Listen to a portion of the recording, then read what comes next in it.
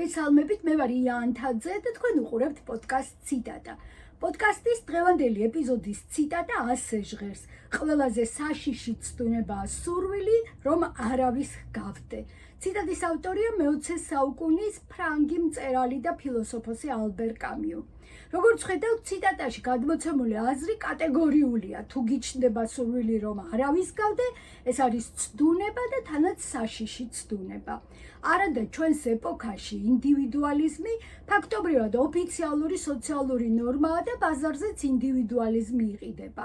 მაგალითად, გასაუბრებაზე თუ ყოფილხართ თქვენთვის სასურველი სამსახურის მისაღებად, რა თქმა უნდა, ყველა ვინც ეს საქმე იცის, გირჩევდათ, რომ თავი არ დაგეზოგათ, წარმოგეჩინათ, რომ სწორედ თქვენ ხართ საუკეთესო ამ საქმის შესასრულებლად, თქვენ გაქვთ საუკეთესო გამოცდილება, საუკეთესო უნარები და ასე შემდეგ. თავიდან ქართველებს ჩვენი თავის საჯარო ქება მაინც კარგად არ გამოგვდიოდა, იმიტომ რომ ასეა თუ ისეა ტრადიციულ ოჯახებში ვართ გაზრდილი, მაგრამ შემდეგ მშვენივრად ავითვისეთ ეს სამოტივაციო ტექსტები, მივხვდით, რომ ასეა საჭირო, დროს ფეხი აუწყეთ და გამოვიდა, რომ ამ საქმისთვისაც მშვენიერი ბუნებრივი მონაცემები გვაქვს. სანამ თხრობას გავაგრძელებ, მინდა ტრადიციულად გთხოვოთ, რომ გამოიწეროთ ციტატა და შემომიერთდეთ აქ ამ პლატფორმაზე. ფსიქოლოგი გიგა მამინაშვილი აი საბაზრო ინდივიდუალიზმს, რომელიც უკვე ვახსენე, უწოდებს ვულგარულ ინდივიდუალიზმს. ეს არის მდგომარეობა, როდესაც ადამიანის პრიორიტეტების ნუსხაში პირველი პრიორიტეტი არის კომფორტი. და ეს ნიშნავს იმას, რომ კომფორტის მისაღწევად ადამიანს შეუძლია, რომ ეთიკური ნორმები გვერდზე გაწიოს. და ეს კომფორტი კი ნიშნავს იმას, რომ თავს გრძნობდე დაცულად, ესე იგი გიადვილდებოდეს ცხოვრება და სხვა ადამიანებზე რაც შეიძლება ნაკლებად იყო დამოკიდებული და არადა კამიუს ციტატაში სწორედ ეს გაფრთხილებადებს, რომ თუ გაქვს სურვილი, რომ არავის გავდე, ესე იგი სხვანაირი იყო, ვიდრე ყველა დანარჩენი, ესო არის ცდუნების გზაო. ჩემი აზრით ეს სურვილი, რომ არავის გავდე, თავის თავში მოიცავს განცდას, რომ მინდა სხვებისგან განსხვავებული ვიყო იმით, რაც ჩემში მათზე უკეთესია. მაგალითად გემოვნებით, მაგალითად კეთილდღეობით, მაგალითად შემოქმედებითი უნარებით, რისკის გაწევის უნარებით და ასე შემდეგ. სანამ გავაგრძელებ, მინდა ერთი ცნობილი ქართული ტექსტი შეგახსენოთ სულხან-საბა ორბელიანის იგავ-არაკების კრებულის სიბრძნეს სიცრუისა. არ ვიცი გახსოვთ თუ არა, ფაბულა ამ ნაწარმოების ფაბულა მნიშვნელოვანია. დიდ და წარმატებულ მეფეს ფინეს ჰქონდა ერთადერთი სადარდებელი, რომ არ ყავდა შვილი. მაგრამ ღმერთმა მასზე მოწყალება მოიღო და მას შეეძინა ვაჟი, ჯუმბერი, რომელიც დაბადებიდანვეო მთვარეზე და ვარსკვლავებზე მეტ შუქს გამოსცემდა. როდესაც წამოიზარდა ჯუმბერი, აღსაზრდელად მიანდეს ადამიანს, რომელიც მეფეს მანამდე სიზმარში ყავდა ნანახი. და აი სიზმარში უთხრა ამ ადამიანმა, რომ შენი შვილისთვის საუკეთესო აღზრდელი მე ვიქნები და მომძებნეო და არ იცოდნენ სად მოეძებნენ, მაგრამ ერთხელ როდესაც ფინეზი ნადირობიდან ბრუნდებოდა, იპოვეს ეს ახალგაზრდა კაცი დაძინებული ხის ძირში. გააღვიძეს და აუხსნეს, რომ უფლისწულის აღზრდელი უნდა ყოფილიყო და მას რა თქმა უნდა ამის შესახებ წარმოდგენაც არ ჰქონდა. მაგრამ დღევანდელ ციტატასთან მინდა მივიდე, სანამ ამბავს გავაგრძელებ. ესე იგი, დიდებული მეფის ნანი ნანატრ და ერთადერთ ვაჟზე, უფრო გამორჩეული ვინ უნდა ყოფილიყო, ვინ უნდა ყოფილიყო სხვა, ვინც არავის არ გავდა. რა თქმა უნდა, ასეთი იყო ჯუმბერი. და აი ამ ყველასგან გამორჩეულ ადამიანს ლეონმა ასე დაუწყო აღზრდა, რომ პირველ რიგში წამოიყვანა სასახლიდან და მარტო დარჩა ბავშვთან. შემდეგ აი ერთხელ მაგალითად ასეთი რამ მოხდა, რომ 3 დღე თვითონ ინადი სუფრასთან იჯდა და ბიჭი ემსახურებოდა. 3 დღის შემდეგ ბავშვს, ესე იგი შიმშილისგან და დაღლილობისგან გული წავიდა, გონება დაკარგა. მეორე შემთხვევა იყო, ლეონი წავიდა სანადიროდ, ეს ბავშვი გაიყოლა, ბავშვი მისდევდა ფეხით, მირბოდა, ფეხსაცმელიც გაუცვდა, მერე ფეხები დაუსკდა, სისხლი წამოუვიდა, აი აქამდე მიიყვანა უფლისწული. და შემდეგ სულ გაგიჯდა ეს ლეონი, რაღაცაზე გაბრაზდა და უდანაშაულო ჯუმბერს 50 ჯოხი დაარტყა. მეფე, რა თქმა უნდა, ასეთი აღზრდის სიკეთე ვერ გაიგო, როდესაც მიუტანეს ამბავი, რომ შენიშვილი ამ დღეშიო, ბრძანა ლეონის მოკულა, დასჯა სიკვდილით. მაგრამ აღმოჩნდა, რომ ლეონს წინასწარ წერილობითი პირობა ჰქონდა მეფისგან მიღებული, რომ სანამ მას არ მოусმენდა, არ მოკლავდა. და აი, როდესაც მოვიდა თავის მართლების დრო, რა უთხრა უფლისწულის აღმზრდელმა მეფეს. შენ შვილს ხომ სამეფო დამზადებ. მეფე კი ასეთი უნდა იყოს, გლახაკთა, მონათა, გლეხთა, მსახურთა, აზნაურთა, თავადთა, დიდებულთა, მეფეთა და ხელმწიფეთა წესი, რიგი, შრომა, ჭირი, მუშაკობა, საქმე, ვაჭრობა, სმაჭამა და მიცემა იცოდეს. სათითაოდ ყველა სიტყვაზე არ გავჩერდები, მაგრამ ჩვენ ვხედავთ, რომ გლახაკიდან დაწყებული ხელმწიფით დამთავრებული ყველას ცხოვრება უნდა იცოდესო. აი მას ეუბნება ლეონი და ფაქტობრივად ამით ეხმიანება კამიუს ციტატას. და აი რას ეუბნება კონკრეტულად მეფე ფინეს. სამი დღე ფეხზე რომ არ დამეყენებინა, საიდან ეცოდინებოდა მონების და მსახურების ჭირი და გარჯა. რომ არ მეშიმშილებინა, საიდან ეცოდინებოდა მშიერ გლახაკთა დარდი. ფეხში შველს რომ არ ერბინა, შიკრიკებს რომელი სიბრალულით შეიბრალებდა.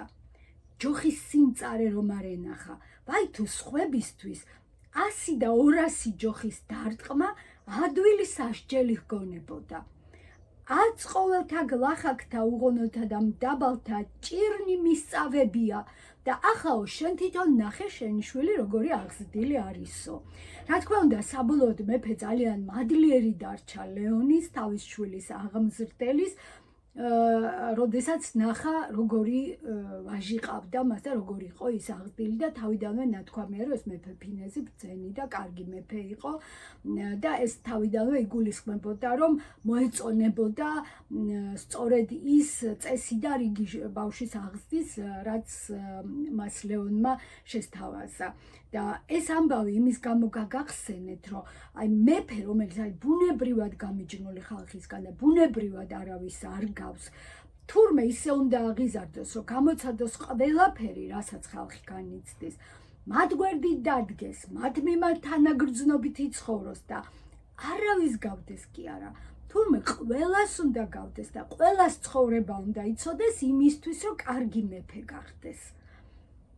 აქვე შეგახსენებთ აკაკი წერეთლის ვრცელ მოთხრობას ჩემი თავგადასავალი, სადაც აღწერილი არის ცნობილი ქართული ტრადიცია, როცა დიდებულები, თავადები თავის შვილს აღსაზრდელად გლეხის ოჯახებს მიანდობდნენ ხოლმე, ბავშვები იქ წლობით რჩებოდნენ და ზოგჯერ სრულწლოვანებამდეც და ასე აღიზარდა იმერელი თავადის როსტომ წერეთლის ვაჟი აკაკი წერეთელი სოფელ სავანეში გლეხის ფარსადან ყანჩაველის ოჯახში. ახლა შეიძლება ვინმეს გაეცინოს, რომ დღეს ინდივიდუალისტური კულტურის ეპოქაში ვიხსენებ ამ საუკუნების წინანდელ ამბებს, მაგრამ მაშინაც ძველ დროშიც და დღესაც ადამიანების ურთიერთობა ემყარება ორ მოდელს. ან ემიჯნებიან ადამიანები ერთმანეთს, ან ერთმანეთის გვერდით დგებიან. ჩვენს დროში საზოგადოების ორი ტიპი არსებობს და ჩვენთვის ეს იმიტომ არის საინტერესო, რომ ქართული საზოგადოება ამ ორი ტიპის ნაზავი არის. ერთი ეს არის ინდივიდუალისტური საზოგადოება, მეორე კოლექტივისტური და პირველი, ანუ ინდივიდუალისტური საზოგადოება ასე ზრდის თავის შვილებს, რომ შენ უნდა იყო გამორჩეული, შენ უნდა იყო საუკეთესო, შენ უნდა მოიგო ყველა კონკურსი და ყველა შეჯიბრი და ყოველთვის პირველი უნდა იყო. და კოლექტივისტურ საზოგადოებაში ასე ზრდიან შვილებს, რომ შენ უნდა იცოდეს შენი ადგილი, შენ უნდა იყო წყნარად და არავინ არ შეაწუხო შენი ამბიციებით.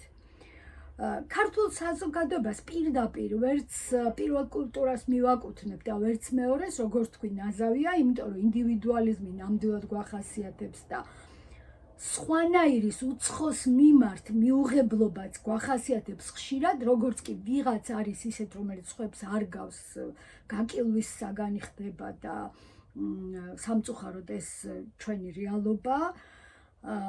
იმიტომ რომ მოსახლეობის ნაწილი მხარს უჭერს პროგრესს და ანუ მხარს უჭერს ადამიანის მუდმივ წინსვლას და მოსახლეობის მეორე ნაწილი კი ებღაუჭება ტრადიციებს და ამბობს, რომ იერარქიაში, სადაც არის ადამიანის როლი, მამების და პაპებისგან მოყოლებული, აიქ უნდა იყოს შვილიც და შვილიშვილიც. შესაბამისად, თუ კი დღეს ადამიანს უნდა რომ არავის გავდეს, მისი სურვილი ჩვენი საზოგადოების ნაწილისთვის იქნება მისაღები და მეორე ნაწილისთვის იქნება გაუგებარი და მიუღებელი.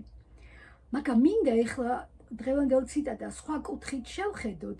ამ ციტატაში ჰუმანური აზრი დევს და თუ ამ აზრს გავყვებით, აღარ აქვს მნიშვნელობა კოლექტივისტურ კულტურაში გაიზარდე თუ ინდივიდუალისტურში, როგორ ოჯახში ხარ დაბადებული და აღზრდილი, ეს დამოკიდებულება სამყაროს მიმართ, რომელზეც ახლა მინდა რომ გელაპარაკოთ, იქნება ყველა შემთხვევაში მნიშვნელოვანი.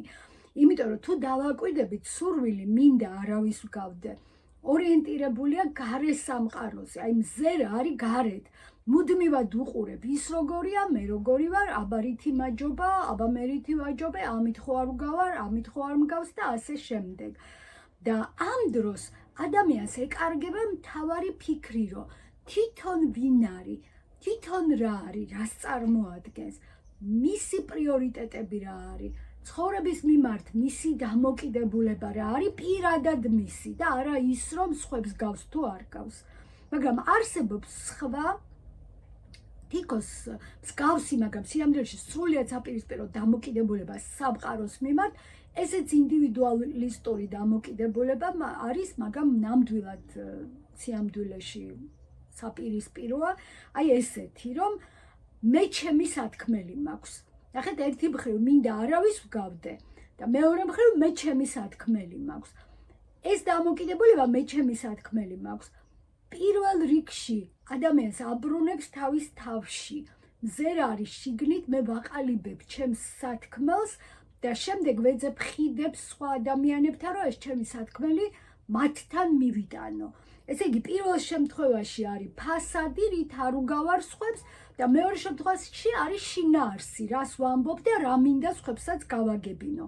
პირველი ადამიანი ეძებს იზოლაციას, რომ არავის არ გავდეს, ყველასგან გამიჯნული იყოს და მეორე კი ეძებს თანადგომას და სოლიდარობას სხვა ადამიანებთან და ეძებს კავშირებს, რაც მთავარია. ამიტომ არის ჩემი აზრით სახიფათო ეს სურვილი, რომ არავის ვგავდე, რომ თითქოს ერთი მხრივ მუდმივად შენ თავზე გამუშავებს, რომ არ გავდე არავის და სინამდვილეში შენი თავი გვერდზე გრჩება, იმიტომ რომ სულ მუდამ სხვებზე და სულ მუდამ გარეთ ხარ ორიენტირებული. აი ესე გავიგე მე ალბერ კამიუს ეს თითქოს მოძველებული ციტატა, რომელიც სინამდვილეში ძალიან თანამედროვეა, თუმცა დღევანდელ დღემდე მოვედი სულხან-საბა ორბელიანზე აკაკი წერეთლის გავლით და მოვედი დღევანდელ დღემდე რატომ დღეს რა რეალობა გვაქვს საქართველოში. ერთი მხრივ გვაქვს ტენდენცია, როდესაც ადამიანები სრულიად ემიჯნებიან ერთმანეთს, აბსოლუტურად განსხვავებულია მათი ხედვები, ღირებულებები, მომავლის მიმართ დამოკიდებულება და თითქოს ყველა ხიდი ჩატეხილია მათ შორის ახლობლებს შორისაც. მაგრამ მეორე მხრივ გვაქვს ტენდენცია დიდი სოლიდარობის, როდესაც ერთი ადამიანი მეორეს ეუბნება, რომ გხედავ და შენს გვერდით ვდგები. ალბერ კამიუმ უკვე გვასწავლა ამ ორი გზიდან, რომელი გზა არის საშიში, გამიჯვნის გზა თუ თანადგომის გზა. მომწერეთ თქვენ როგორ ზრდით თქვენს შვილებს, რას ასწავლით დღევანდელი ციტატის ჭრილში, რომ გამორჩეულები უნდა იყვნენ, თუ რომ სხვები არ უნდა შეაწუხონ თავისი ამბიციით და ინდივიდუალიზმით და პირიქით სხვებს უნდა გავდნენ. აი დღეს ამით დავასრულებ ალბერ კამიუს ჩემთვის ძალიან საინტერესო ციტატის კომენტარს და ხვალამდე გემშვიდობებით, მგონი ისე გამოვიდა, რომ ჩემ დაუნებურად ხვალინდელი გადაცემა ერთგვარი გაგრძელება იქნება დღევანდელი გადაცემის, ჯერ ზუსტად არ ვიცი, მაგრამ რაღაც ესე ვხედავ კონტურებს. გემშვიდობებით და თქვენ კი გიტოვებთ ისევ თხოვნას, რომ გამოიწეროთ ციტატა და ტრადიციულად დიდი მადლობა ყველას, ვინც ჩემთან ერთად ხართ.